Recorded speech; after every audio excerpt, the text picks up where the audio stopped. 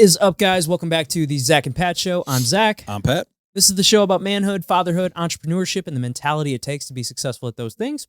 And we'll likely sprinkle in some helpful real estate advice, too, because that's what Pat and I do. You know, guys, life can be tough. We can go through some things and struggle at times, but this is the show to let you know that you're not alone. So if you're someone out there going through any of these things, this is the show for you. Shout out to our friends at NeuroGum for keeping us energized and focused. NeuroGum is a chewing gum as well as mints that has caffeine, L-theanine, and vitamins B6 and 12. Helps with memory recall and focus. I'll chew it really all the time. Anytime I feel like I need a little bit of a mental boost, I'll just pop a piece of NeuroGum. It's got about 40 milligrams of caffeine per piece. A little L-theanine and B vitamins kind of gets me to where I need to be. I'll chew it before a workout, while I'm training jiu-jitsu, or while I'm out showing clients or making calls. So get out there, try some NeuroGum. Shout out to our people over at Captain Beard Co. If you're looking, if you've got a beard and you're looking for good grooming products, all natural ingredients, they got all sorts of great things like balms, butters, oils, and cleaning kits for your beard. They also make body wash and deodorant. And if you're looking to set the mood with your girl, we've got candles as well. So you're covered on any essentials that you would need as a guy in terms of making things smell good. I always like to say it'll make your girl want to kiss you. Big shout out to Gabe, man. That's my boy right there. Gabe's awesome. Yeah. I use that stuff on there. I'll tell you, I had the worst dandruff. Dude, I was sitting there going, just rubbing my face and it's falling over. I was like, what's going on in my life? I thought it was from my head, and I was like, no, it's your beard. And he gave me some. And that's amazing. That's why I use it too, because I get horrible beard dandruff, and I use it. I mean, it just smells good too. Like I use that instead of like cologne now. I used to look at guys that had beards and stuff all over them. I was like, you gross guys, like you got shit all over you. Now I'm like, you've turned into that guy. Right? Yeah. What are you doing? Let me get some of that gum though. Oh, yeah, for sure. It's those are just the mints. Or the mint, whatever. You start saying that, you got me all hyped up. They're good, man. Let's get in it. Yeah, they're good. Yeah, about 40 milligrams per piece, so they're not gonna get you too knock your socks off, but it's enough to give you a little bit of a kick. Yeah, I'll tell you what. I cut out caffeine. Well, I didn't say not caffeine. I cut out energy drinks for the most part, and I've been taking before I work out. There's a caffeine pill and L-carnitine, and it's like there's no crash, no nothing. So little things like that aren't an energy drink that's got all that shit in it. I'm all for trying that. Yeah, stuff, I love these things, man. We it was just kind of funny how they kind of become a little sponsor for us. I just bought it as a product. Are they a St. Louis brand? No, they're out of California. And I bought a big old pack of the gum because I heard Rogan talking about it, and so I was just talking about it with a guest one day, and she was like, "Oh, is that caffeine gum?" And I did a fake little ad. Yeah, Murph clipped it up. Murph clipped it up. Yeah, he Murphed it, and then they ended up seeing it, and I got in touch with the CEO, and we had a nice conversation. He sent us just a giant box full of it. Yeah, we'll send you home with some. Yeah, we'll send you home with some. Yeah, that's great. Listen, that's how the smallest things work right there. Yeah, I mean, obviously we're a smaller podcast, so we're just getting started. And speaking of, for all of you guys out there that are watching, if you don't mind clicking that subscribe button for us, that helps us out a ton. But yeah, we're not at a point where we can be getting giant sponsors and stuff. But for someone to send us a box full of free stuff, the stuff that we actually use, I mean, we're all for it. Yeah, absolutely. Yeah, that's the way it goes. But to introduce our guest today, he is. We're really happy he's here. I've been really excited about this episode because I think we got a lot of great questions for him. He is the the founder and co-owner of Neuage Health and Wellness. The great and powerful Rocky Aliberti. Yeah. Welcome, sir. I'm glad I'm here, guys. Yeah, I appreciate you guys having me on here. Absolutely. Of course, man. Yeah, we've been excited about this since we saw each other Clean Eats. Yeah, dude, I love that place, man. That cafe is it's right up the street. I go there all the time. If you guys don't know, go to Clean Eats, try it out. Yeah, we actually just was talking with him last night. I got him on the schedule too. So, awesome. Yeah, he's going to be a great episode. He's also a really good personal trainer, fitness guy. So he has a spot. So I coach ice hockey at Lindenwood. So at our rink, our rink here in the workout studio, you can see our rink from where he's at up there. So he trains my players and stuff like that. So the connection with that guy is awesome. He's awesome. Yeah, I've actually been there. I went and he put like my whole office through a workout one day, and it was cool. Yeah, and he actually trains jiu-jitsu at through the same affiliation as I do. We've never actually trained together yet, but we keep talking about it.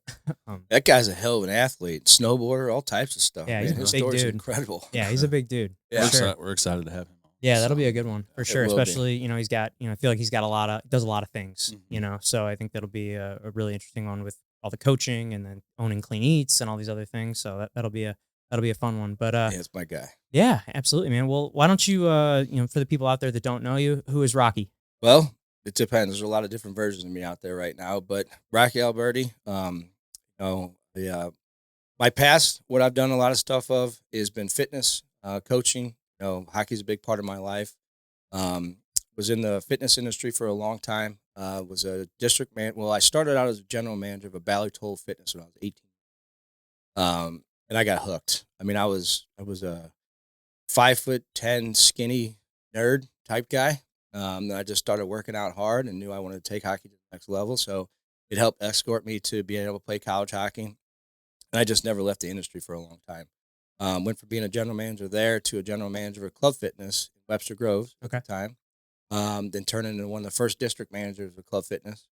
I broke off from there probably about after 8 years of being there. Help them scale that company to a pretty big level at the They're time. huge now, man. Yeah. And when I left there to start a marketing agency because I had a big passion besides fitness for marketing because I did a lot of music. And I learned at a young age that a good company, doesn't matter the company, is a good training company and a good marketing company. You do those two things very well. You can train culture, you can train products, do all that stuff, and then you got to market it out there. So be able to help escalate a lot of things that I had in my mind. I wanted to start a marketing agency. So we did, very successful at it. Club Fitness was my very first client after that. After I left, the owner was like, hey, you did a really good job working for us. So, we want you to continue working for us. So I took over that. Sold my partnership on that ad agency probably about 10 years ago. Just showing off my age there. About 10 years ago, sold my partnership in there to me and the business partner at the time. I wanted to take the company one direction. He wanted to take the company another direction. And started getting into software at that point. Ended up being a sales director for a software company. But the software company kind of, it's wild. Like life's wild. Every single thing that I did kind of led me to the path of Neuage. The software company helped me understand how to scale and build a company to the size that I want to build this company to. Because I knew how to do a lot of things, but I didn't know how to scale a company to actually, we want 1,000 locations, right? And I've made our goal very clear to our team. They have the same goal. But to get to a level which should turn your company into $1 billion, $2 billion company, you have to be able to scale it, have the systems, processes, everything in place. I'd never seen how that was done before. I've never seen how you scale from a large level. CRO of that company kind of like took me under his wing. Like, I don't know why and how or it happened, but he like immediately gravitated towards me, helped escalate my career in that business, and just showed me how it works on that high of a level. So, and we started Neuage, and it's helped give me the whole idea, the whole vision of how to scale that business all the way through. On the business side of it, that's me. Home side, I'm a father. My daughter's my entire world. And anybody can see my social media can see that. And you don't even have to see that, That's just if anybody that knows me. I get her 50% of her time. Me and her mom are best friends. We were young. She was young. She was 23 playing college soccer. I was a little older, but we just knew it wasn't going to work. So we developed a great friendship, took it to the next level, and now we raise our daughter. She's got an awesome husband, 3 other kids, and but that's what I do. My entire life's engulfed with hockey, my daughter, Neuage all the time. And obviously I fit my friends in there because I have a lot of friends, and a lot of friends are family. So to build long lasting relationships, you got to make time for your friends. You can't just call them every once in a while. You got to make sure you show up for them, see them. So that's the fourth pillar for me is my friends because they're who I am. They're a direct reflection of the people around you. People say 5. I have a lot of really good people way past 5 around me, but I make sure the right people are around me. I take very big pride in that. Those are the 4 things about me that like everybody knows about. Yeah, That's man. awesome. Well, there's a And lot to dig in here. absolutely. Well, let's start. We'll dig into all of that. Let's start with Neuage. Tell us a little bit about Neuage and the things that you guys are doing that differentiates you from other places. And you mentioned wanting to grow this and scale this. Let's dive into that and start with that. So our vision from Neuage from the start, and nothing against any of the other places because I look at all competition, all people. If as long as somebody's going into a clinic and doing something, I'm happy. Because there's a lot of stigma that goes around our business. A lot of it. But we didn't want a place that just catered to men, which is where a lot of people have taken this hormone therapy and testosterone replacement therapies to men. No, we want to develop a place that a husband and a wife or partners could come in together and take the journey together. Because you'd be surprised at how many people don't want to tell the other side of their significant other because they're embarrassed. When guys have low T, they're depressed, they're angry, they're sad, they have no energy, and you're embarrassed sometimes. You're like, what the fuck is wrong with me? So This shit isn't working right. right, yeah, and sex drive, your shit's not working right. Your spouse would be like, you're just not attracted to me anymore, and you're like, no, it's not it, which happened to me when I was younger. So we wanted to build a place that both of them felt comfortable coming together and take the journey together. What if the wife got on hormone therapy, or if she did weight loss, or she did peptides, IVs, the husband did this, and we have. That's our success. That's our recipe, is being able to make an environment that doesn't feel too masculine, doesn't feel too feminine. This feels good, and people want to come in and take the journey together. And that was our entire vision from the start, and it's coming to life right now. For sure. Well, going back to the start, what kind of drove you into that business? Man, I'll tell you what, I was with a woman before, my ex-wife, and she was gorgeous, and I didn't want to have sex with her. I didn't want to be with her. I didn't want to be around her, and I just was like, fuck, I guess this is this is life. This is where I'm at. Did a lot more research, had some friends in the business at the time, and got tested back then, and I had very low testosterone, very low. After taking it for 90 days, my life changed. I mean, completely changed. Every single thing about me changed. Who I was, my energy, my aura, my drive, confidence, my sleep, everything changed. I was like, oh shit, all right, well, I'm back, Yeah. And from there, I took a lot of years in between there, because I didn't really. How old were you when it happened? 33, Okay. 32, 33, somewhere right in there. So, I didn't really know there was a business or an industry that really went off like that, because back then I was taking my labs, getting tested. There was only a few places. So at the time I was, getting the stuff off the street, like a lot of people do for a long time. Then eventually I started switching and getting from a clinic and understanding the difference between pharmaceutical grade and bullshit. And it was life-changing, and it made me want to help people. Because the amount of people I sent to other places was 50, 60 of my friends I was sending to different clinics. And I'm like, man, I could do this.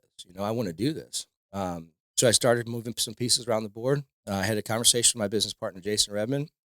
The guy's an animal as far as operations. Like, that guy would go toe-to-toe with anybody in the country as far as being able to do operations. Like, I want no part of that. Like, that you got to be ADD. There's a lot of things to understand processes and structures and things like that in an operation system. That everybody's like, oh, I could do that. Can you really? Right. Like there's a lot more that goes into something like that. At first he was like, I can't do this. I don't have the money. I was like, don't worry about that. I'll find that. And then I had a conversation with my business partner, Steve and Kathy, and we started moving pieces around the board and got the business going. And here we are now. We're getting ready to open our third corporate store in Des Peres, November 9th. It's going to be right next to Circle 7 Ranch. Can't wait. It's going to be a flagship for us. It's going to be an awesome place. So we have one in Ladue, Lake St. Louis, Des Peres. Leawood, Kansas is the franchise with a good buddy, Mike Cullen. Then we just inked a deal with James Madden for Gulf Shores, Alabama. We have a lot of good things going right now with these franchises too. We built a very solid foundation and structure, did it the right way. A lot of people don't really realize that there's a lot that goes into actually selling a franchise legally. There's a lot of people that just think they can sell their brand, and they legally aren't even allowed to sell their brand. Even though you own the brand, you don't really have the rights to sell it the right way. We learned that the hard way through a couple different processes that I'm not going to go in on here, but we learned that the hard way. But we've built an awesome structure right now, with lending and just everything around it, that like trying to build an awesome culture and take this thing nationwide and help as many people as humanly possible. Awesome. Well, I'm definitely gonna be getting in there. I mean, we're talking about this before we started recording, but I'm going through that right now, and getting that all figured out. It's been a process trying to go through primary and all that. So, it's a nightmare. It is. It's been about a year now that this process has started, and I'm still sitting here with low testosterone, and nothing's happened. It's just, oh, go see this person, and I'm just ready to make that jump. So I'll be seeing you guys soon, and Come on in, brother. We'll get you getting taken care of. and getting things set up. And like you said, I mean, from where you said you were at when you started this, that's about the levels that I'm at, and which makes me know how you feel, because I feel like shit. Yeah, it's fucking terrible, and I can go back and think, because I remember when I was in pro ball, going through my physicals and things like that to start the season every year. They would do blood work and everything would come back, and they're like, maybe you have a problem with your thyroid. Like that's like the first thing my primary said. Oh, you got a thyroid problem. And it wasn't like, hey, let's look at your testosterone levels.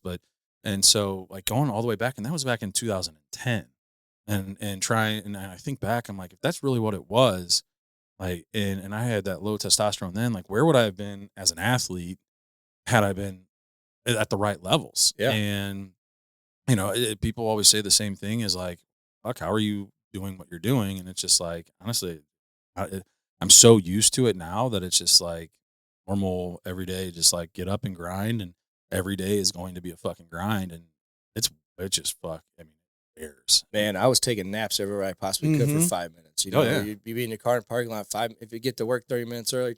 I'd be out for 10 minutes and then wake up and get in there 20 minutes early. But it's like a quick nap, going to lunch, ate food, came back, 10-minute nap in the car, back in, like. And then the brain fog that comes with it, it's insane. Yeah, like it really is. I hit a wall at like 1 or 2 o'clock in the afternoon, and bam. it just fucking hits you, and you're just like, what the fuck am I doing?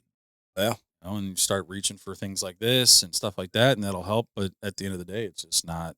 And then stuff like that seems a little more healthy. But I was drinking 3 Monsters a day just trying to keep myself going. Fucking Red Bulls nonstop. That was like all we could drink, because that was like the only legal energy drink that we were allowed to drink in pro ball. Really? Who'd you play for? I was with the Reds. Oh, that's awesome. Yeah. What position? I was a pitcher. There you go. Yep. So. Yeah, I mean, shit. Having, you go from somebody that has low T naturally and somebody that has high T naturally, perform different as an athlete. Like, it's just part of the game, unfortunately. I don't even know what kind of levels they allow in pro sports anymore. It's not my world, but I would assume they allow guys to be at least optimized to a level that everybody's on the same playing field. I mean, the only thing that I know for sure, can't do any sort of hormone replacement therapy in the UFC. I mean, I believe you can't in any I don't think you can in any sport. In baseball, they won't allow it. Yeah. I mean, I could be wrong about that, but I know for a fact, because the sport that I follow most closely is MMA, and I know for a fact it's not allowed in there, because there was a period of time in the UFC where they did allow it, and it definitely just got way out of hand. Well, Dana White, or not Dana White, is it Dana White Yeah. and Joe Rogan? They're talking about opening the league separately that allows optimized athletes. No, so Rogan had these guys on, and it's called the Enhanced Game. That's what it is. That's okay. what it is. And yeah. it's not any. It's not a league. It's just a tournament type style. So it's basically going to be kind of like a supplement to the Olympics, and they're going to try to do it every year. I listened to the 3-hour podcast on it, and then it's not going to be all of the events in the Olympics. I think it's going to be like the track and field. They were going back and forth about it, but it's going to be the track and field sports. So like the running, the throwing. I think swimming. I think there was a handful of other ones. I think they were going to do combat sports like boxing and wrestling, and can't remember what else. But yeah, so basically the whole thought is they can do whatever they want, but they're going to have scientists like backing or like monitoring everything, so to making sure that the athletes are doing it safely. Yeah, and it's just going to be really interesting. It's going to be wild because be we're going to see, and apparently they're giving like say it was like $1 million something for any time a world record is broken.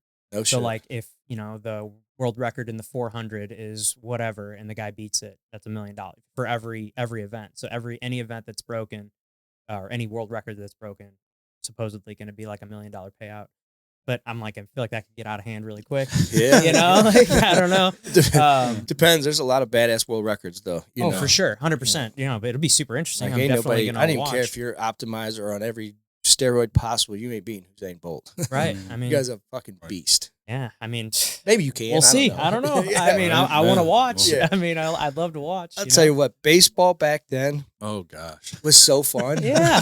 I mean, for the fans, I don't know about sure. the people playing in it, but like for me, like bring that shit back. Them boys agree. were dropping bombs. And like, here's another thing. Yeah, they could hit the ball far, but that doesn't change your hand-eye coordination. No. Hitting a fastball, curveball, slider. Like, those guys were for real hitting those balls. Yeah. You know? So like it takes the skill. They might be able to hit a little farther, but like and the pitchers were on them too. So like they were throwing faster and harder and everything. It helps with recovery. You know, I feel like that's the world that I come from of combat sports. Like I mean, I think that's recovery. Right, I mean, you're in there, you're getting into a fight every day in the gym, pretty much, and your body's getting broken down. And these guys do these 12-week camps before an MMA fight. Like I mean, I think it's like 70% of the time they're going in there with some sort of injury. Yeah, and I'm sure they're taking peptides if the hormone those aren't allowed either. That's one thing I definitely wanted to talk to you about is BPC 157. Is that something you guys do? Or, absolutely. I heard that's being like cracked down on. Is that? It's big time being cracked on. It's crazy, man. It's like they figured out something that worked, and now their FDA's like, oh, that works. So for the people that don't know, what is that? So to me, it's one of the number one healing. Not to me, it's one of the number one healing peptides products, period, on planet Earth. So originally the Wolverine supplement. Wolverine gene. Obviously, everybody knows Wolverine regenerates himself, but it was originally made for gut lining, to fix all their gut problems. Because obviously, not all, but a ton of our problems and illnesses, sicknesses, cancers, and everything comes from your gut. Like it controls so much of your body. If you don't know much about your gut, go learn about it. Yeah. Like it controls so much. So it was fixing a lot of your gut injuries.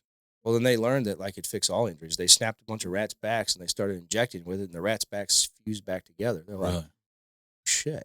Okay. And they do something with like the rats, like Achilles too. They snap their Achilles and like they did a bunch. It's like, you think about abuse for rats, but I mean, right. I mean, it is. But that New York City rats are fucked up anyway. Right. Yeah, I mean, and I would say the number one what I'm looking for negative side effect, or not negative side effect, but negative stigma. Thank you. That's the word I'm looking for.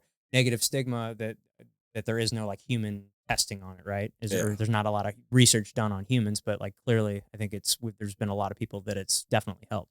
Tons, and honestly, the amount of stuff that's done for people, there's not been side effects. There's not been anything that's come out of it. So when there's not been peer reviewed set up studies a lot done that, but like the amount of people that have taken over the last 3 to 5 years is millions and millions and millions, and all those people aren't coming back with any type of side effects, anything that's happening at that point. I had a major back surgery about 18 months ago, and Doc, hopefully you're not watching this, but I took BPC 157 for about first 4 months after the surgery. I had my wife at the time, she was injecting in the muscle right next to my injury. So I had L4, L5, and L5 S1 replaced, full discectomy, taken out, taken in. Bro. And I fell through a dock at the Lake of the Ozarks at 37 years old and turned down the surgery for a long time. But eventually I couldn't even shit anymore. Like my leg would shake. Fell through a dock? Fell through a dock. Walking back to our boat, and the dock collapsed beneath my feet. Walking down the dock. Gosh. Broke my elbow, broke my ankle, basically broke my back. Like into the water? Were you like? No, I was caught in rebar, actually. And like my whole leg got scraped down to the bone. And I was like basically knocked out, and it came up. My friend's like, "You all right? You all right?" And I was like, "Well, you guys are all right."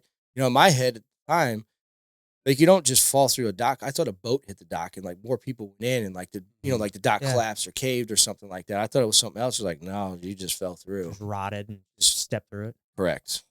And so it came back, and about 4 years later, I had back surgery from it. Scared, like I was so scared to have this back surgery. So scared. You hear all these horror stories of people that never come back from them, or they're changed forever. 100%. So I took BPC 157. Doc's like, man, you're healing at like a 99 percentile rate of anybody I've ever had. What are you doing? And I was like, yeah, I'm just following protocol. Wink, wink. Yeah, which I was. I took it very seriously. And shout out to Taylor Summers. She me too. I've used her. Well. She coached me back to life. And besides just my body, like mentally, I was fucking depressed, dude. I was like, when I first got to her, I laid on my back and just brought my knees up. My whole body was shaking. She's like, don't worry about it. We'll get you back. But in my head, when I left that day, I was so defeated that I couldn't do anything. And then, I worked with her 3 days a week for 24 weeks, 24 weeks, something like that. And man, she changed. She brought me back. I have yet to have a back pain. I'm doing things I never thought I was going to do again. I'm back on the ice coaching, shooting. Doc said I can ride a Sea-Doo, can snowboard. He's like, anything you can think you can do, you can do. It's in there. But yeah, I mean, he's like, you healed, like, he goes, you honestly might have healed faster than anybody I've ever had. He said, keep taking care of yourself. But I was taking BPC 157, and it's a miracle. Like, it really is. Now, what's the protocol for it? Once a day, you can take 10 IUs, 20, 30. Into the site? Into the site. Okay. Correct. So just obviously you're trying to heal faster, you take the most. Sure. It's not going to harm you at that point. If you have multiple injuries, take 10 in that, 10 in that, 10 in wherever. And for your gut wise, I recommend people just taking it in general for that. Orally for that gut or No, I have to inject them. There is oral stuff, I've but heard that's not as good. The absorption rate of Huberman says anything, so. anything you take in, right, the absorption rate's not going to be the same. Any injectable be the best case scenario for you at that point. I've had meniscus injuries that I took it for. There's so many things that I've taken it for, and so many people that have come to us to take it. They're like my business partner Jason. His right knee was messed up, clicking, doing all types of stuff. He couldn't squat no more, couldn't do anything anymore. He was going to get an MRI. Well, he started taking this within 60 days. He was back squatting again, doing anything. He hasn't had a knee problem since then. Now, there was probably some tear in there at that point. He never got it looked at. We don't know. I'm guessing, but you can't squat. There's something wrong, So, and he's back in the game. There's no knee problems after that. We're going to talk after the show. It's good stuff, man. It's really good stuff. But so back to what you said, the compounding pharmacies make it, but now the FDA reclassified being able to make it in bulk. What they're going to eventually do is what we think they're going to do is they're going to take it, they're going to move it over to Big Pharma, and you're going to see Pfizer's got BPC 157, Mallinckrodt's got BPC 157. It hasn't happened yet, but usually anything that the FDA is like, let's go over here. So how can we make money on this? Exactly. Right. We want to make money on this too because them big companies are paying those guys over there. That's an assumption. I don't know for a fact, but you can see the process and the trail happening right now. Like you really do, which is a pain in the ass, but we could still get it. We get it through labs and other stuff like that, so we can still get the product. They just made it harder and more expensive. So unfortunate. Yeah. Such a bummer. Well, and you're going to see that there's so many peptides on the market right now. You can find a peptide for almost anything. Yeah, Peptide's the way of the future. It's preventative medicine, right? Yeah. It really is. It prevents you from injuries, help you with sleep. For hair growth, there's so much stuff for peptides. You're going to see when more of them start working, you're going to see the same shit keep happening over and over again, So for the people out there that don't know, what exactly is a peptide? Well, you have a bunch of peptides in your body, different amino acids and things like that. So, your body naturally have most of these. You naturally have most of these in your body at that point. Introducing more of them. Correct. Essentially. And optimizing them too. I like your HGH peptides. It's human growth hormone stuff. So it's a secretion in your human growth hormone. You got testosterone, CJC dual blend. Hypermorelin. There's a bunch of different HGH peptides. It's not like taking your true human growth hormone, right? Like it's not not doing that. So when people take it, hear an HGH peptides, people freak out like it's gonna destroy your whole body. That's not the case. It's helping with adding more of it to your body the right way and the proper way out there. But there's so many different peptides out there. It's crazy. I mean, you have different peptides that are now coming in like skincare products. There's a lot of high-end skincare products that are actually adding different peptide brands and stuff like that inside their skincare to help with moisturizing your skin, your hair, your nails. Like I said, hair growth is going to be a very big peptide market that's coming out pretty soon too, for sure. Well, yeah, I mean, I think I could use some of that. Yeah. Well, yeah, I mean, you see, like, I think there's 7,000 peptides in your body, something like that. Okay. And do you guys work with all the different peptides, or is there specific ones that you guys are focusing in on? Yeah, no, there's right now we have about 10 that we have in there. We have a peptide melanotan that makes you tan. It make you tan. It's crazy. Even me? Yeah. No, literally, it will make you tan. It's pretty crazy. Wow. Then you got TB500, which is another BPC 157. It's a healing peptide. You usually take them together and it can help heal you out there. The BPC 157, TB, testosterone, hypermorelin. We're looking to expand that side of our business a whole lot. I want to have a more understanding of some of the new ones coming out, and make sure that they're a right fit for what we're doing. Because again, I'm not in the business of hair growth, but if it's something that might help our patients out, we might have it in there. But there's going to be a lot of those stuff that we leave for med spas and other places like that go down those roads. But Yeah, it's going to be a market that big pharma is getting really scared of. I guarantee it. Crazy. It's Yeah. awesome. I mean, it's so cool that you guys are doing this. As far as testosterone therapy, like what I guess let's go on that because I'm sure there's a lot of like misconceptions, or at least that I hear of when it comes to TRT. Like, what would you say are like some of the biggest like pushbacks that you get, or That TRT? I'm going to have to take this the rest of my life. Yeah. And the reality is you are. You if you stop taking it, you're going to just go back to where you were. But now, if you were 5 years deep, 3 years deep, well, your testosterone level is going to be lower anyway. So it's going to go to where it was going to go down to. Mm-hmm. It's a choice that you make to feel better. And when you feel better at that point, you're not going to want to stop. So it is something that you are going to have to continue on taking to make sure that you feel optimized at that level. Isn't it something like your body, once you start injecting it, your body just stops producing it altogether because it's coming from somewhere else? Well, it does, but we also have different things that you can take along with it that keeps your sperm count up and keeps your testosterone rolling on that side. You got Clomid, HCG that you can take along with it to help counteract that stuff on that side. But right when you stop, you take one of those things. You could take an HCG or Clomid and kickstart right back up. Yeah, so this isn't like a cycle like with steroids. You're on a cycle. You're sticking to it every day, all day, like every.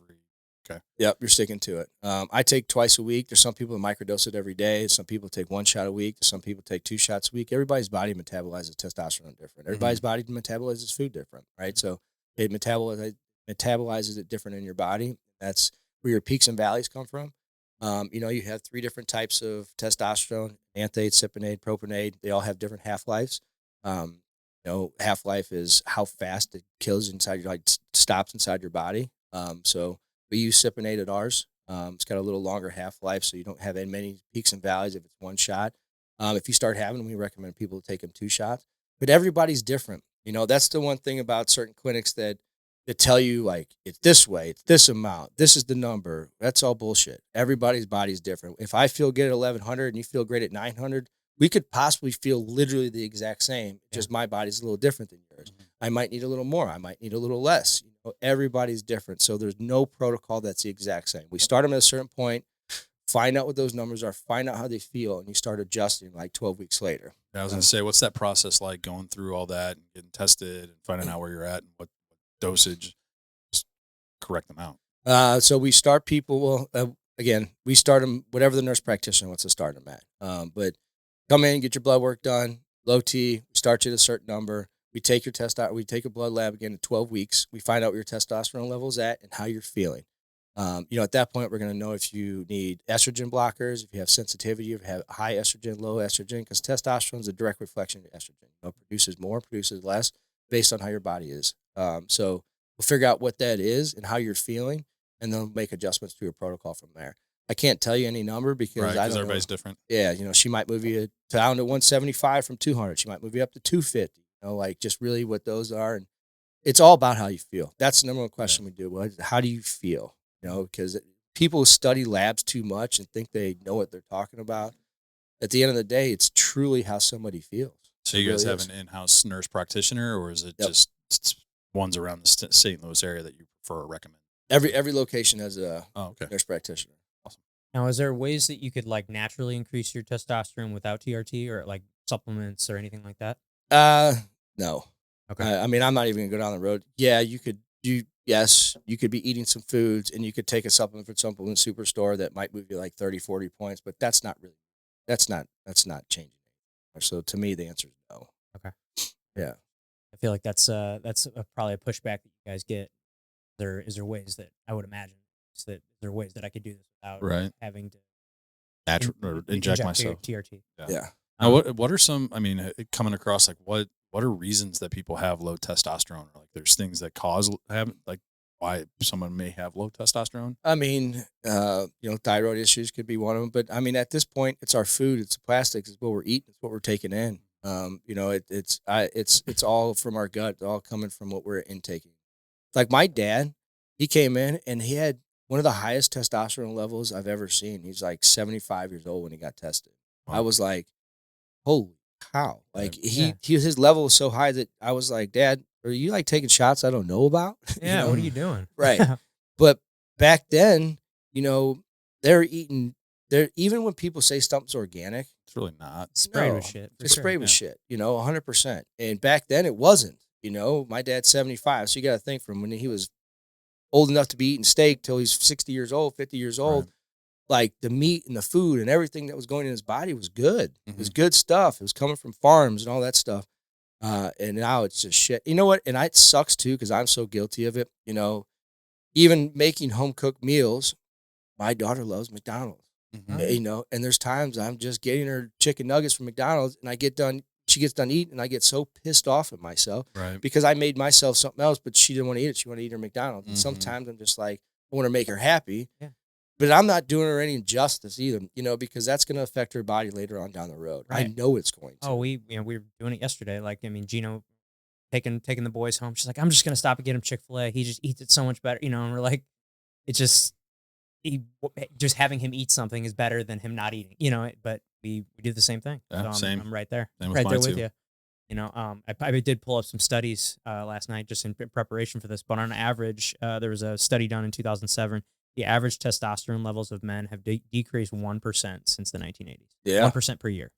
It's crazy. Think about that. Let's go back and look at what happened in the 80s. I mean, it's just more and more like of these vaccinations that they're requiring us to take and things like that. But yeah, it's like you said, changes with 1% per year. I didn't know that stat. 1% says right here, per year. I mean, think about study it. published Since I was born in 81. I don't know how old you guys. 93. That Jesus. All right. So old man here. It's all right. I feel good. I'm 42, but 24%, 23% since I've been born, it's gone down in the average male. That's 1/4 of that's insane. Yeah, it says right here, a study published out of the Journal of Clinical Endocrinology and Metabolism in 2007. Crazy. But that is a very sad stat. Yeah, that's good for your business, though. It is. It's great for our business, but like it sucks for mankind. Right. Yeah, it sucks absolutely. for us as a species. Whole. Like we want more people in, but here's another thing: people aren't being self-aware that they actually have those problems. So then you have to fight back the pushes that you're talking about all the time. Instead of people just saying, "Holy shit, I read a stat like that. I need to go check." They're like, "Holy shit, I read a stat like that. That ain't true. That ain't me. That's not really happening. I don't want to take testosterone. That means I'm taking steroids." Right. That stigma is breaking, but it's still there. Yeah. And when you hear a stat like that, you're like, it makes me want to give the whole state or everybody in St. Louis free labs. Like, come see me because I promise you need this. Right. That's the thing is like, I mean, I didn't really start having this conversation until probably about a year and a half ago, maybe. And since then, it's like, I don't know, you got your reticular activator in your brain where you like start talking about something, then you start hearing it more and more, or like you see like you're thinking about something, you start seeing it more and more. But I feel like the conversation around having low testosterone has just grown, especially within the last year since I like really started looking into it and trying to get this figured out. That, I mean, I think more and more people are starting to have that conversation and starting to look into it. And I think it's great. I mean, obviously that'll help optimize our species as a whole. Yeah. But it's insane that to hear a stat like that.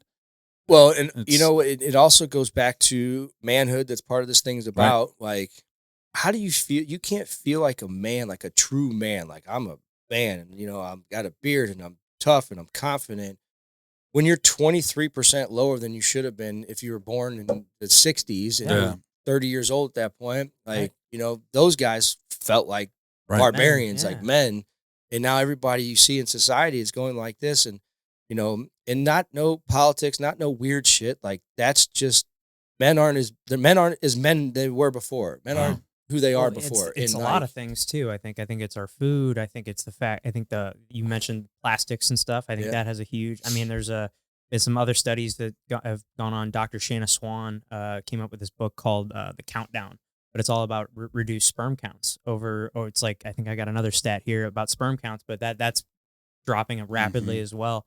And her whole thing is, and it's doing the same thing in animals too, or how they differentiate between male and female, like rats when they're looking at it, is the space between the genitals and the rectum. And so apparently female rats, that space is much smaller. Males, it's a lot longer. And as a species, so it's essentially our taints are shrinking. No shit. Yeah, and they think it's because of the phthalates that are in plastics. Yeah. If you look at all of our food, everything that we eat is covered in plastic. Yep. I mean, look on this table. I mean, Right. plastic. Plastic. I mean, plastic. It's in It's everything. everywhere. And, you know, it's everything's covered in plastic. And I mean, if you look back 100 years ago, that was not the case. No. And that's a big difference. And I mean, something that we can obviously see. I mean, look at water bottles and I They used mean, to our be cans when we shampoo, were everything's younger. cans. I mean, you know, all these things. It's like everything's covered in plastics, and it's like all that shit's leaching out and getting into our bodies. Yep. And you know, it's obviously having some sort of effect on us, and it's slowly over time, and really not that slowly. I mean, if we look at the course of the last 50 years, how much things have changed. Even further, your shampoos, your soaps, Mhm. you know, when you're in the shower, your skin, it's absorbing in your body. Mhm. You know, all that stuff is adding onto it, just stacking on top of it. Yeah. Because Leave a they're bottle of finding- water in your car, and Right. you come in and drink it. You know, it's Well, not like even that just just the sat in bottled the sun. water, but just the water in general that we're drinking. Yeah. You know? Yeah, all of it. You know, and everybody got these conspiracies like they're trying to kill us. I don't think it has anything to do with they're trying to kill us. I think people are trying to find ways to make things cheaper Mhm. because the cost to be a human being is going fucking through the roof. So every company's trying to find directions and angles to bring it in cheaper and cheaper and cheaper. And that's causing that direction to go the other way. I don't truly believe, and some people call me crazy, I don't really believe our government's actually trying to kill us. I think I think Big Pharma might be trying to kill us, in which they're directly connected to it. But I don't think the plastic thing was done on purpose. No, I think it was it done. was like, oh, this is a convenience. So this Yeah. looks nice. Oh, this is sanitary. Correct. That's where I think it stemmed from. But Yep.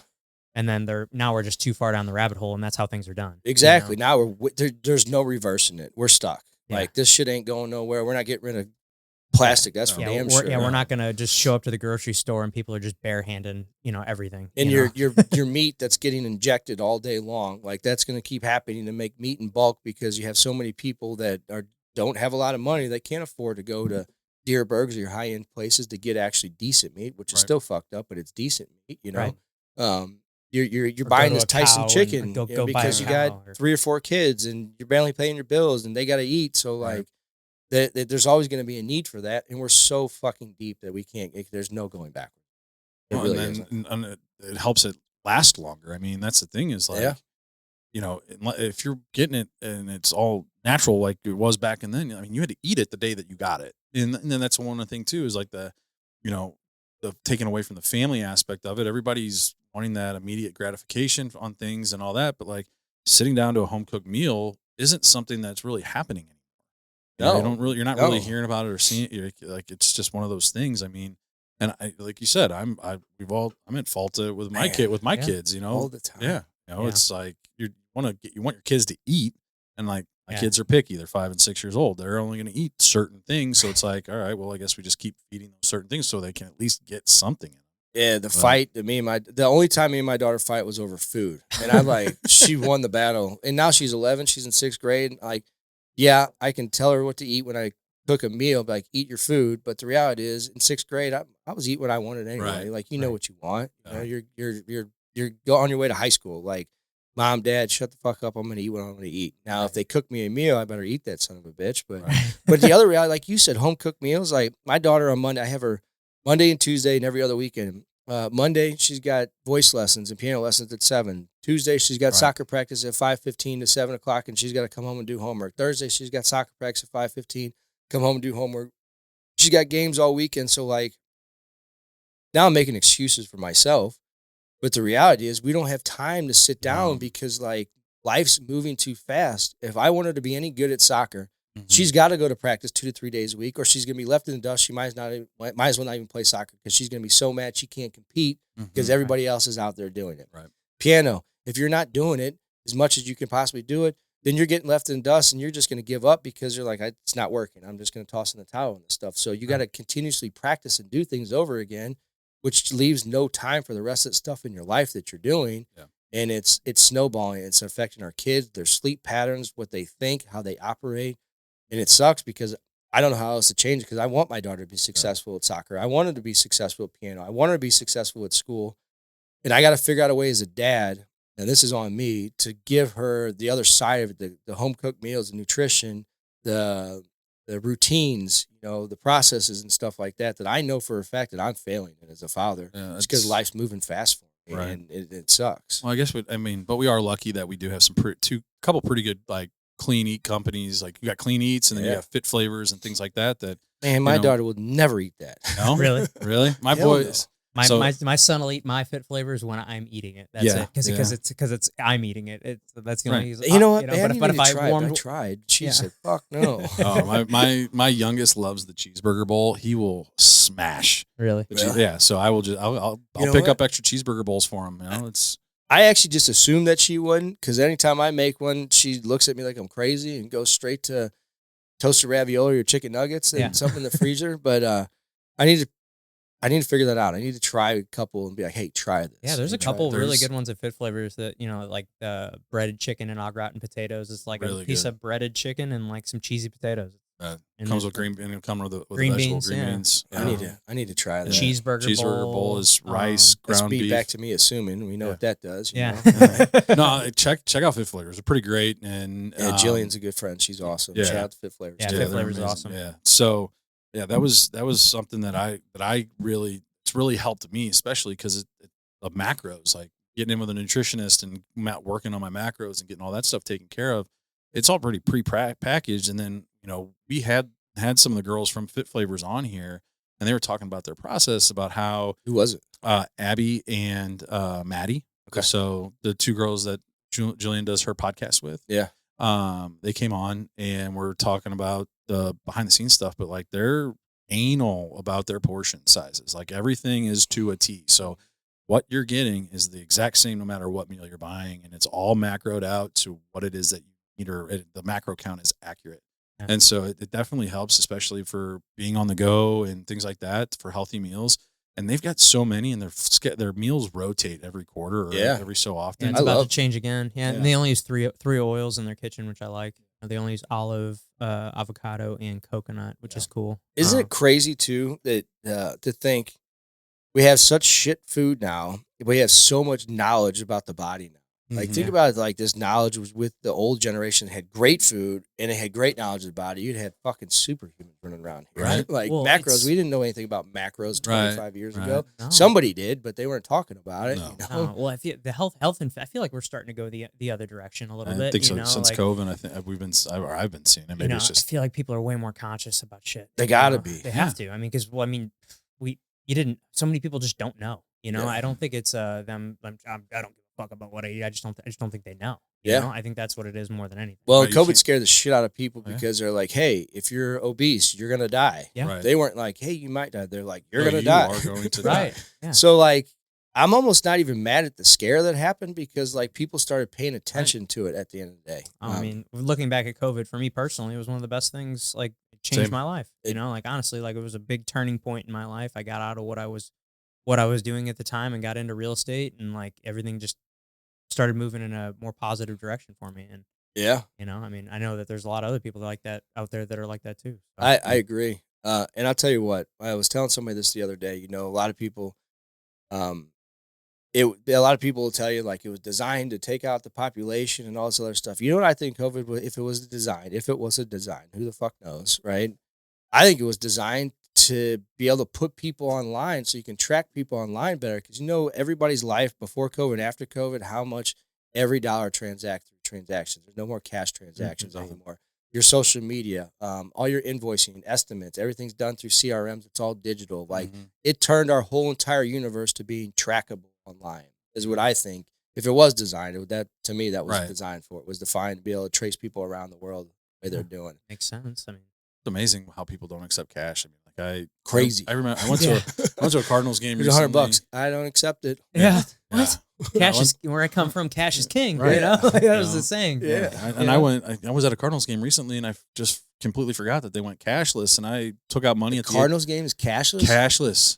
Even the people walking around. I didn't know that. What are you passing your card down the line? Like they're coming to you, and they have the. I didn't even think about that. If you're sitting in your seat, but you're literally passing your credit card down the line, I guess that's wild. I don't like that. Right?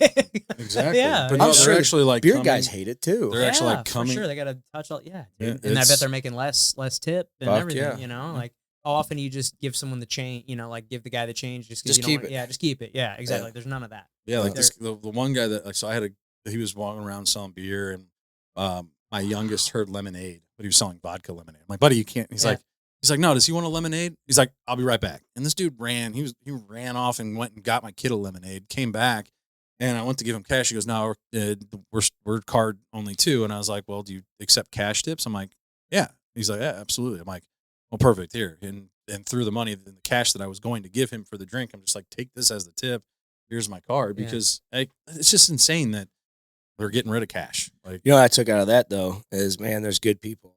Oh yeah, absolutely. This dude, it was awesome. Like the fact that's a cool story that he went and took off to get your kid something. Like in the middle of a Cardinals game when he could have turned to the next aisle to try to sell more beer. Yep. Right. You know what I'm saying? There's good people all over the place. I love that. And that's the thing too, is like, I mean, there's, like you said, there's good and bad, but I feel like we're starting to see a shift in the type of people and the goodness in people since COVID as well. I agree. So, I agree. You know, I think there's been a big shift there. Being isolated from people for so long and all that, I think people are having more of had a realization of like the importance of having good people in your life. Yeah. And for as bad as COVID was, I do think there was quite a bit of positive that came from it. Like you were saying. I do too. So I mean, a lot of businesses flourished. There was a lot of business went on, but there was a lot of businesses that took off like rocket ships. Yeah. Well, and you might have said it at the beginning of the show, but when did Neuage start, or when did you guys open up? So was it right around that time? No, it was 2022. Okay. So it was May 31st, 2022 when we started. The doors open at the Dew Clinic. But yeah, so almost 2.5 years we're in business. Incredible, man. I'm so happy. And we're rocking. And to see your guys' awesome, rocket Congratulations. ship. Now you've got you guys have a partnership with Phorm and all these other things that you guys have been able to do. It's just so cool. It's awesome. Yeah. All our franchises will carry all Phorm's products. Anything that's not in a certain mile radius around an S2 or in a territory that's got like the exclusivity. The Gulf Shores one or something. Maybe. Yeah, no, he'll carry the entire first line of Phorm products. That's awesome. Yeah, top to bottom, anything that he wants to carry inside there. Awesome. We already carry their bars, energy drinks, all our apparel is all Phorm. So nice. Our staff, our T-shirts, everything we wear, we have a co-branded app with them that we encourage anybody for medical weight loss to download the app. That we have our own community that we set different contests and stuff like that inside there. Phorm's app is unbelievable to track macros, to do your workouts, and do all that stuff. So yeah, those guys over there are great. I have a lot of friends in that building, and yeah, for sure. And yeah, it's just a natural connection. Makes sense, absolutely. And I mean, that's the thing too, is like their product, I think, is one of the few ones that allowed to be taken with baseball. I mean, obviously, I have a background in baseball, but they did the NSF certified for sports stuff. Yeah, they did. And they just did that not too long ago too. Right. And so like, what you're getting, and you're getting exactly what is on that label with that NSF certified for sport. And that's why it was probably one of the smartest things they could do, because they probably have a monopoly on professional baseball now, because you can only take products that say NSF certified for sport. And I didn't know that until about 6 months ago. I just got educated on that. That they, for one, that they took the leap and did that, and two, that was a thing. I didn't, because I don't live in the pro sports world. I do in hockey, but those guys are fucking animals. Right. They're my guys that are pro players are they're a different breed. So like you don't start asking what kind of protein you're taking, buddy. Right. Yeah. But I didn't really know that was a thing in there, and I learned about it, and I was like, oh shit. So that takes 80% of the companies off the market, that they can't do that because it's very expensive to, for one, make sure your products have that, to get the certification and continuously keep a certification and continue to have the testing and all the stuff that goes along with it. Because that's the thing, is like they cannot make when they make a batch of something, that whole thing has to be completely re-cleaned and sterilized, and just the amount of cost that it would take before they could move on and make the same. And they have to prove the batch test too. Yeah, and it's insane, but it's like a pharmacy. But yeah, basically you are getting the cleanest, best products if you're buying a product that's NSF certified for sport. Yeah. Yeah. So. Well, one other thing you mentioned that I wanted to ask about, because I'm not really sure what it is, but the medical weight loss that you guys do. What is that? So the new Craze, not Crave. Ozempic stuff. Ozempic, Wegovy, which is semaglutide, which is the main peptide inside those different things. Then you got tirzepatide, which is Mounjaro. Yep. It's originally made for diabetic, right. Weight loss, obese people, medication. Because back to it lowers your A1C, but it's also preventative too. Some people get proved to be on it from their doctors so that they don't end up coming down with diabetes. Yeah. So it's they're both powerful weight loss medication. There's a lot of stigma around, should people take it? Should people not take it? If it's something that somebody, so let me back up. We take that drug very, very seriously. Okay. We follow the BMI standards that you have when you're on that. If you go below, we take you off the medication. Because there's a lot of things that can happen to your stomach. There's a lot of things that can happen to a lot of your body that if you stay on that medication, you can start getting hurt, some bad stomach problems, other things that come along with it. Pancreas problems. So we make sure that we follow the protocols from the doctors the very, very best that we possibly can. There's a lot of places out there that don't. We make you take your labs. We make you take your labs at 6 months. We make sure that we keep paying attention to what your labs are showing you. You have a lot of med spas that are out there that are just doing a money grab, and they're just giving this medication to anybody. They're not taking BMIs. They're not taking their labs. And they're just saying, oh, you want it? Cool. Here's the product. That's bad. Yeah. That's bad for our industry. It's a bad stigma. It's bad for health. There's people that should not be taking this drug, and they're taking it, and they want that quick fix. Body dysmorphia. Yeah. They're taking it because they think they need to be skinny. We went through this, like, when we were younger, girls loved to be skinny, and then, being in shape and thick came back, and, like, coming skinny is coming back, which I don't think it should come back like that. No. It's not like, that's not a thing, but I do believe if you're overweight, you're obese, the definition of obese is pretty, there's sometimes you're like, you're not obese, but that's still. I'm obese, according to my doctor. Correct. And a lot of people, you're like, you're not obese, you're just overweight. Yeah.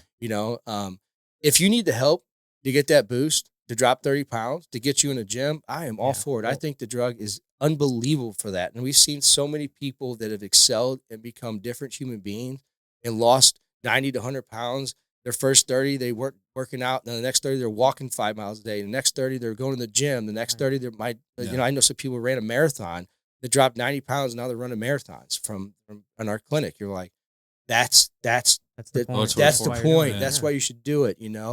These med spas are going to start fucking people up. It's just like anything like that. I mean, it's meant for a specific type of person. Yeah. It's not meant for everybody, but I feel like if everyone thought like, oh, I'm getting on Ozempic, and like, really fucking need it. Right. I think the biggest negative, like, side effect or issue that I see with it is a lot of people that seem to take it don't do any of the going to the gym part, and they just take it, and they want that magic pill or that magic injection to make them feel better and lose some weight. But when you start losing weight, you're going to lose muscle as well, and you kind of get that kind of skinny fat look. Absolutely. Where you're losing weight, and you're losing weight in all the wrong places. And if you ever were to stop taking that Ozempic and gain the weight back, now you're going to be probably in a worse spot than you would have you're going to be in a worse spot than you were before, because you even have less muscle now. Yeah. So what you just said right here, encourage an entire new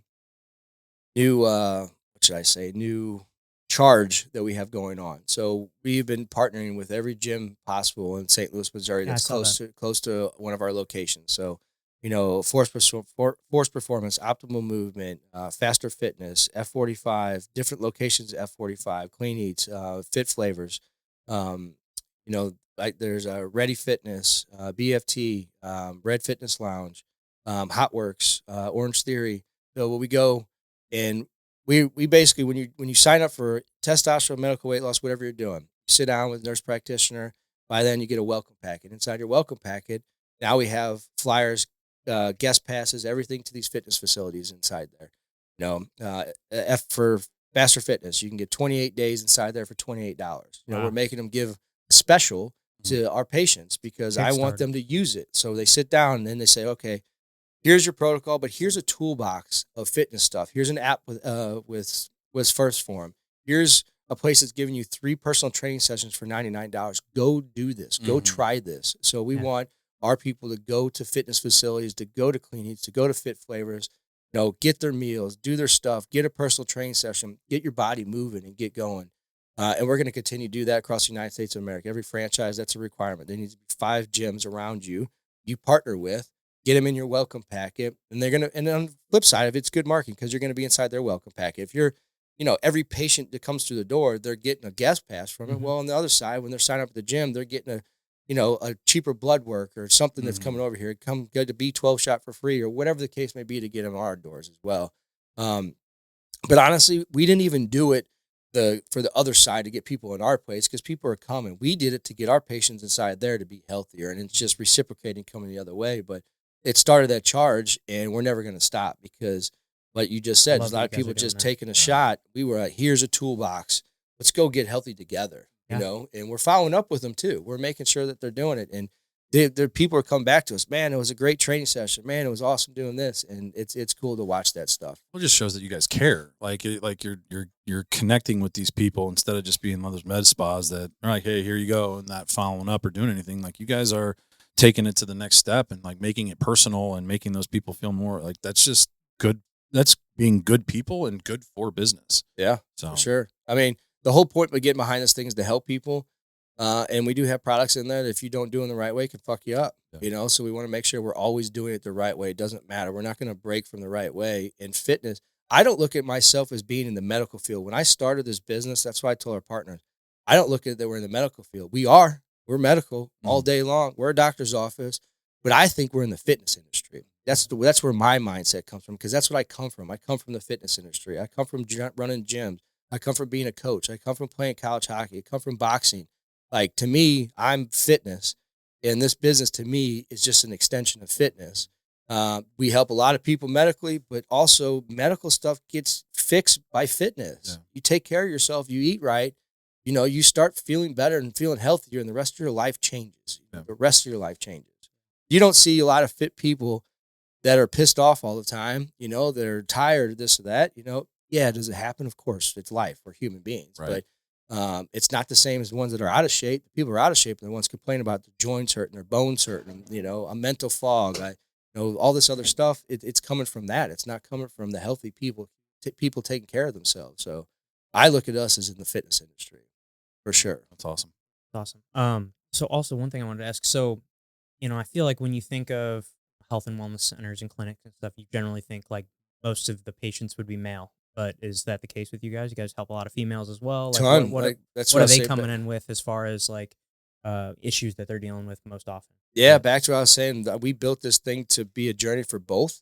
I'd say we're probably 60% female, 55% female. Okay. Now it depends on the location, but you know the numbers vary. But women need hormone therapy too. Yeah, you know, you got menopause. You know, you got postpartum depression from all that stuff. I mean, we're always like, she's going through her period. She's hormonal. She's crazy. You know, they're going through menopause. She's hormonal. She's crazy. Well, yeah. So guys, girls, and their hormones are off. Everybody's crazy, you know?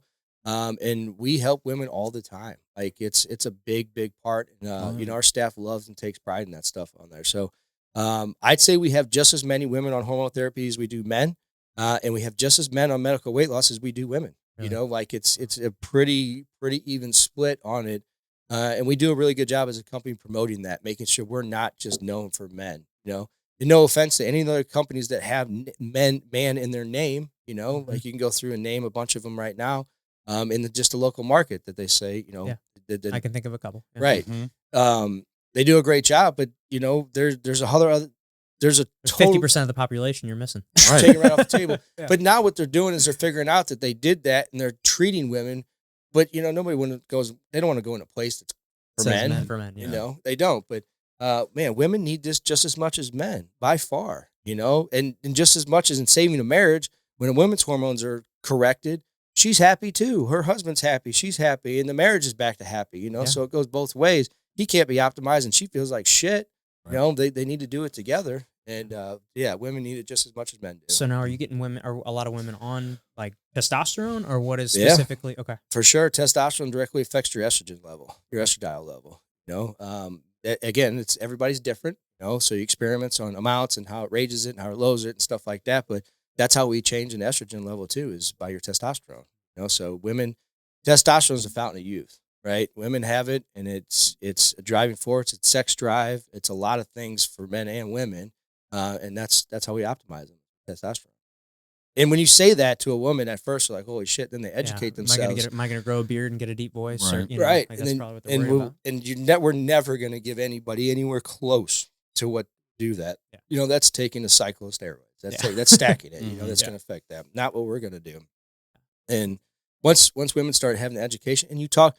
I'll tell you what, the biggest problem in our industry or any pushback in our industry is all about education. That's all it is. And you know what? That's sales. Sales 101. If you ever want to be a good salesperson, don't be a salesperson. Educate people. You educate people, you're never even selling anything in the first place.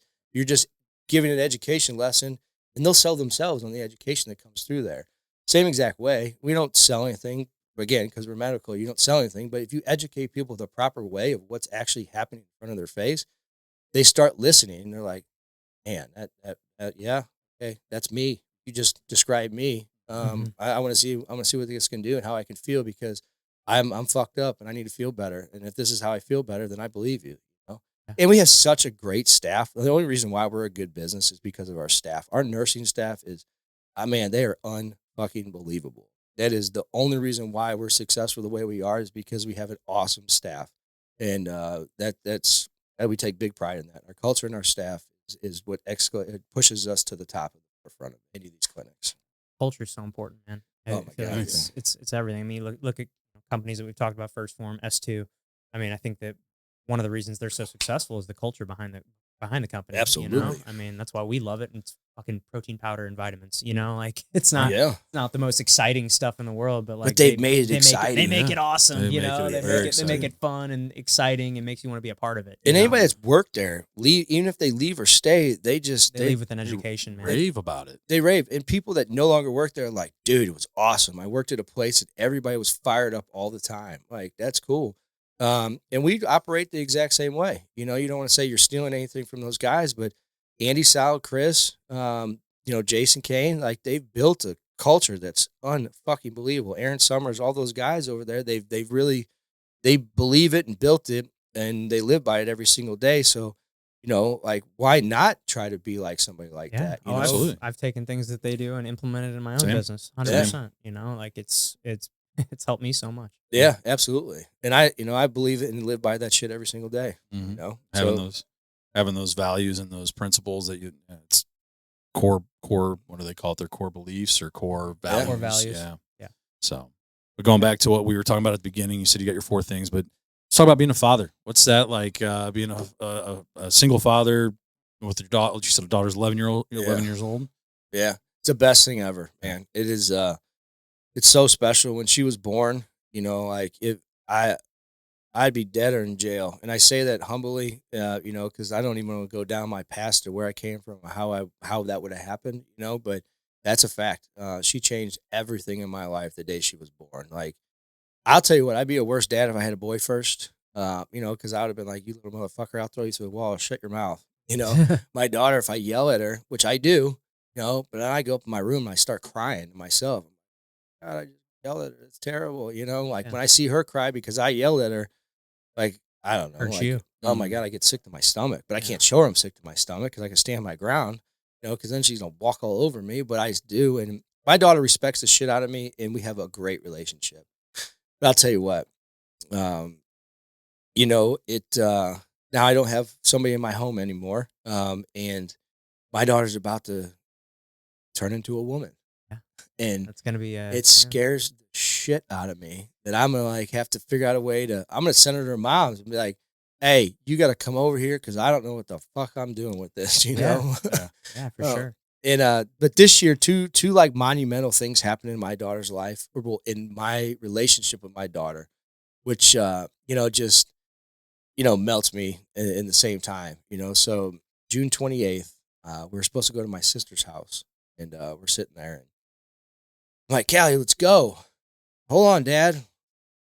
All right, 10 minutes later, I'm sitting on the couch watching TV. I'm like, what are you doing? Like, we got to go. We got to go to your aunt's house. Like, it's her cousin's favorite place. I'm like, let's go. She's like, hold on, Dad, I'm getting ready. I said, what the fuck you mean you're getting ready? Put some clothes on. Let's go. Yeah, let's go. And she comes downstairs, got perfume on, her hair straight and a headband in, dressed all nice, a little makeup on. I was like, oh, so you get ready now. Okay. Yeah. Oh, wow. So no longer, hey, we're leaving in 10 minutes. Oh, shit, we got to leave at this time. Do what you need to do to plan to get ready. Every day now, before school, everything. She's got to get ready now. So she's got her bathroom. And after that day, she went and redid her bathroom, reorganized it, hung her necklaces up, have all her things. I was like, wow, what just happened to my little girl? Yeah. She is no longer a little girl anymore. Wow. So then on August 1st, she's out of town with her grandma. in North Carolina, and she calls me. She's like, Dad. I said, yeah. She goes, send me some money. I'm going to the ball. Shit, in 35 days you get ready, and now you want money for the mall? Oh, I was like, bring my little girl back. Like, we didn't have these problems 90 days ago. Right. God. Now all of a sudden this is happening. But, it's like, it's really special. Like, being a single father, and she's with me. Like, she's my road dog. I take her everywhere, and I love being around her. When she's not there, because we do 5 days, 5, 5, 5, 2, 2. So okay. I have her Monday, Wednesdays. Then her mom has her Wednesday, Thursday. I have her every other weekend. So if I have her Friday, Saturday, Sunday, Monday, Tuesday. And then she has her Wednesday, Thursday, Friday, Saturday, Sunday. Then Monday, Tuesday, Wednesday, Thursday. Got it. So like by the end of those 5 days, now the older she's getting, now she has a phone. We talk every day. But before that, man, those like last 2 days, like, man, I'd get really, really sad, really depressed that she wasn't in my house, anything like that. So anybody that has their kid full time, you are very blessed and special. Absolutely. Any mom that tries to keep their kid from their dad or vice versa, you're a fucked up person, and like you should get fucking smacked upside your head every day. Because kids need both their parents. God put us here for a reason, for a mother and father to do it together. So it's and again, back to my kid's mom, we have the unbelievable relationship. I said I need her. I haven't fought with my kid's mom in 8, 9 years, something like that. It's a long time, and we have great conversations and stuff like that. But by that 4th and 5th day, it was just really getting depressed. So fatherhood to me, it's my greatest achievement and accomplishment in my life. It's always going to be.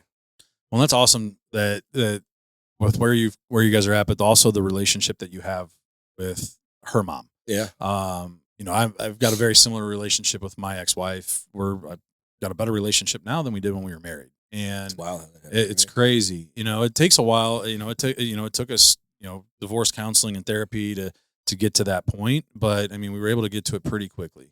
And really, it's awesome. Just like being adults and letting things go and realizing the kids are most important. Yep.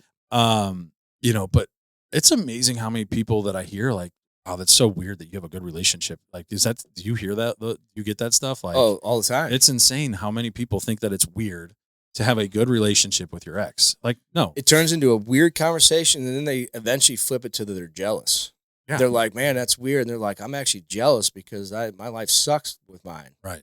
Then I start looking at, not to cut you off, but then I start looking at like some of my friends that'll be like, their kids are my age or my kid's age, and they're still fighting with their kid's mom. They're like, she's a bitch. I'm like, well, here's the deal. There's two sides to every story. Right. And being one of your best friends, I'm not just going to take your side. Like, I have to be a best friend and be like, listen, there's something off here. You can't just be calling her a bitch all the time. Yeah. What are you doing on the other side that's making this relationship not work? It's been calling her a bitch. But it's been 10 fucking years. Figure it out. That and at the same time, like, is that how you want to teach your kids to respect their mom? Like, right. No, like, absolutely not. And women on the other side, I have best girlfriends. They're calling their dad an asshole. He doesn't provide and do this. I'm like, all right, well, there's something you're not saying here because you're my friend and you want me to take your side. But that's why I feel like I'm a good friend with people, because I don't just take your fucking side. Right. I want to find out what are you doing wrong. And if it's, I'm going to always ride or die for you, but I'm also going to tell you like you're wrong, And I think when it comes to those type of relationships with your kids, like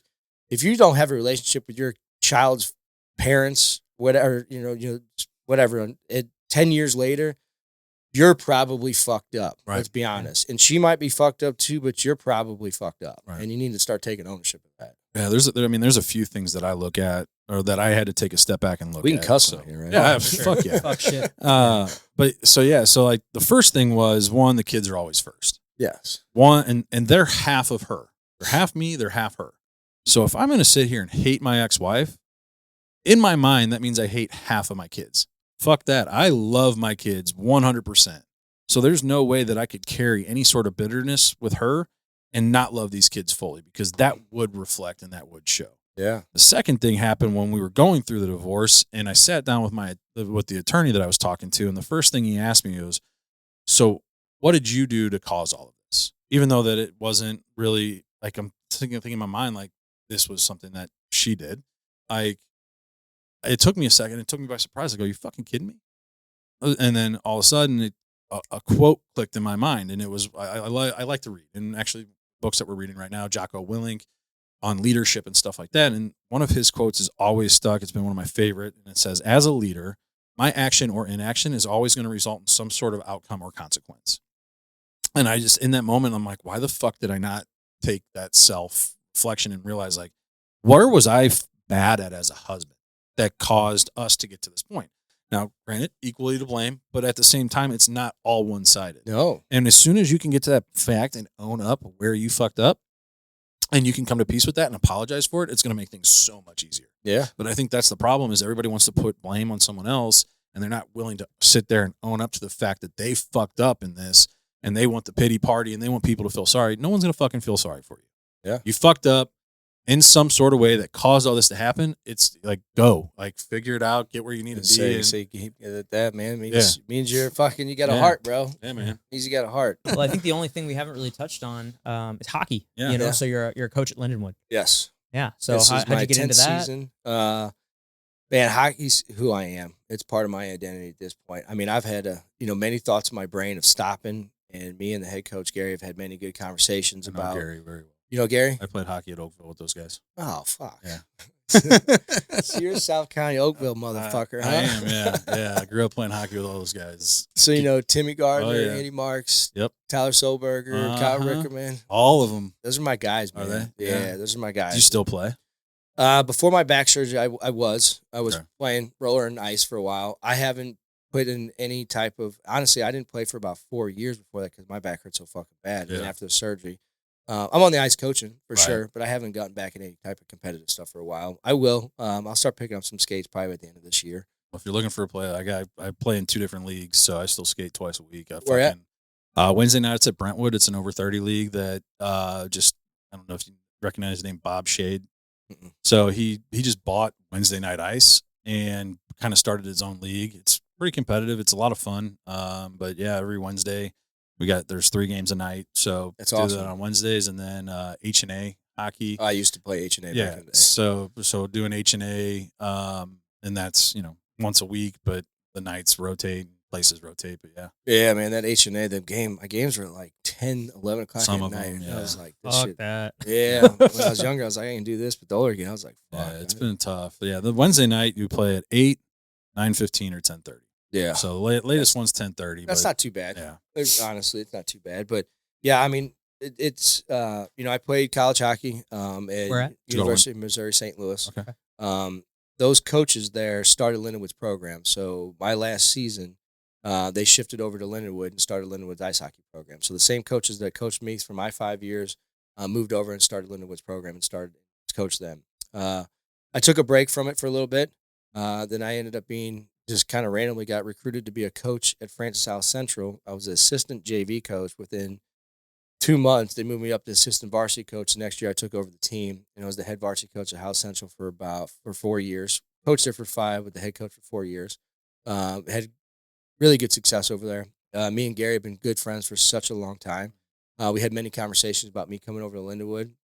After the last season at House Central, I moved over to Lindenwood, and we've had our same staff for about 10 years. I Okay. coached with Gary, Timmy, Ricky Troutwine. We have a really good program over there. I mean, I coached the D2 team. Now, obviously, now we have an NCAA Division I men's ice hockey team. Yeah, that's awesome. When did you guys go into that? 2 years ago. Okay. This will be the 3rd season. Okay. But in our program, like, there's no separation. Me and the coaches' room, like, we're all together. Both staffs, like, we hang out, we talk hockey. So, like, our staffs, we never, like, we share intelligence. We go over film together. We talk hockey all the time. Like, you have your other programs, like your Miami of Ohio, your Michigan State, and stuff like that. They have a D2 team, a D1 team. Those staffs have nothing to do with each other. They don't Really? see each other. They don't talk to each other. They don't text each other. We're all on text threads with each other. Like, we live the game together. Was that D2 team like a team to get them ready for the D1 team, or You'll is never. It used to be when we had an ACHA D1 team, Mhm. but now it's NCAA. ACHA is the largest league, but it's not NCAA. That Right. NCAA. You can give divi- scholarships now at NCAA where Correct. club hockey you couldn't. Well, we wink. We Yeah. had you. I mean, it's not a scholarship; it's a leadership grant, stuff like that. NIL money can come in any form in any type of college sport, though. Okay. So, that's a different conversation for a whole different podcast because I go down there how that's going to ruin college sports one day. I'm with you on that one. But you're buying championships. But it's the gap between my team and the big team is such a big gap. Yeah. Your NCAA and what people don't even realize too. You got high school hockey, then you got my league, then you got NCAA. It's a big gap, but then like the NHL is like such a big gap. There's so many different juniors and levels. And things like that. But even in baseball, you guys got 4 levels. Like 5, 6, 6. Yeah.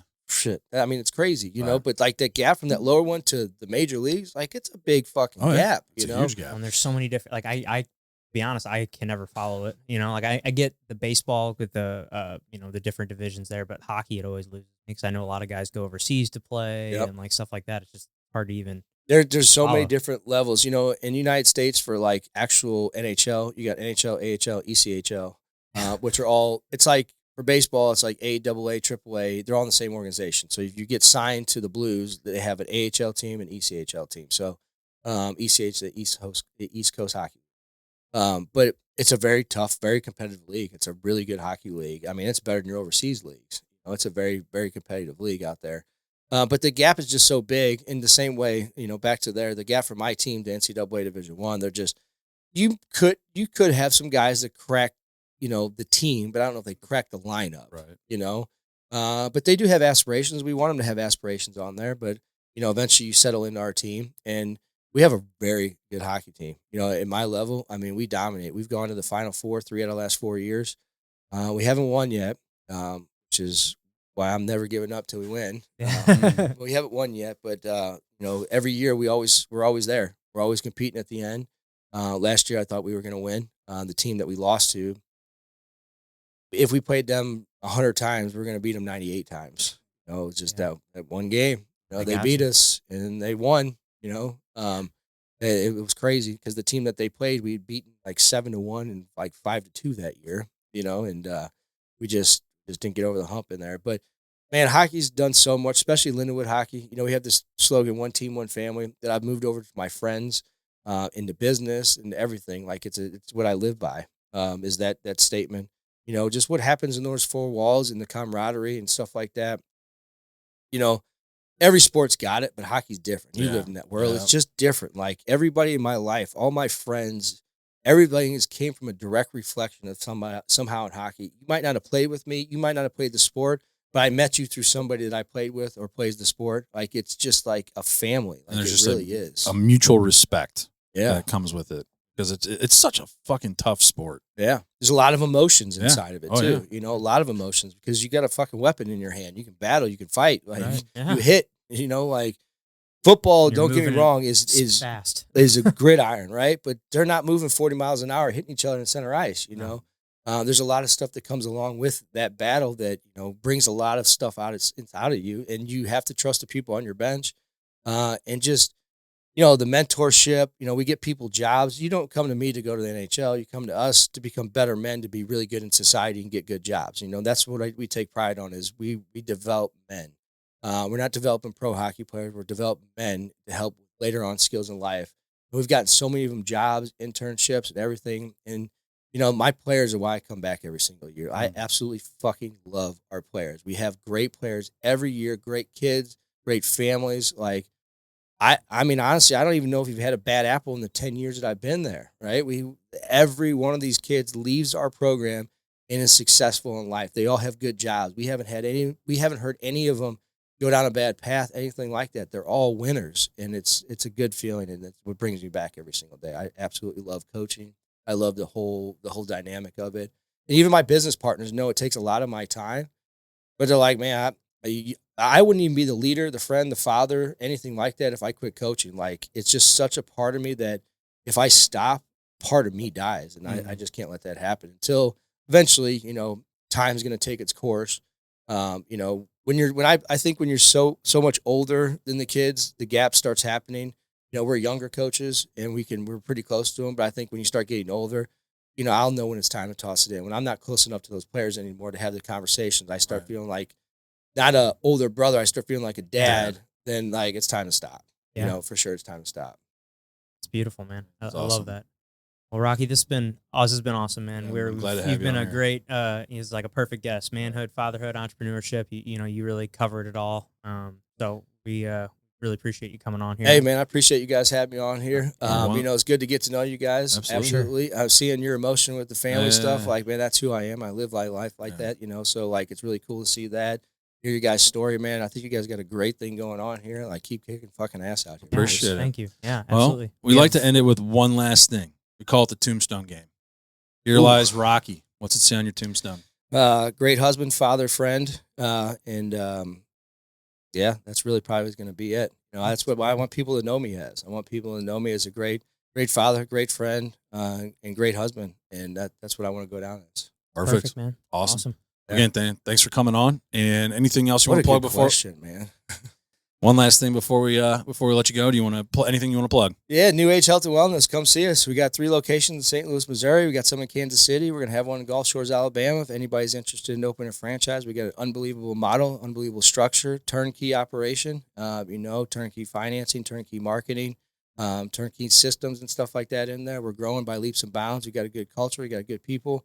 And in general. If you're not coming to us, I hope you're going to get your stuff checked out and make sure you're getting your labs done. Make sure you're taking care of yourself out there, people. But Neuage Health and Wellness, come check us out. Oh, yeah. Awesome, man. Go check out Neuage. All right, guys, that'll conclude the show today. Thank you guys for so much for tuning in. If you haven't clicked that subscribe button, please click that for us. That helps the show grow. Hit that like button. Comment what you guys thought below, and we will see you next time.